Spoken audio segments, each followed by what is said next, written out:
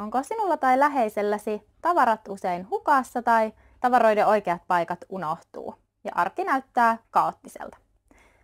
Arkea voi helpottaa esimerkiksi kuvia käyttämällä. Keittiössä voidaan esimerkiksi tavaroiden paikat merkitä kuvilla. Merkitään, missä kaapissa säilytetään jauhot, mistä löytyy kulhot tai haarukat ja veitset. Sitten jos perheessä on useita lapsia, eteinen ja aamulähdöt voi olla aika kaoottisia. Lapsien tavaroiden paikat voidaan esimerkiksi merkata lapsien omilla kuvilla tai merkitä kuvilla, missä säilytetään kengät, missä pipot, missä hanskat. Tällaisilla pienillä asioilla voidaan arkea ja esimerkiksi niitä aamulähtöjä helpottaa huomattavasti.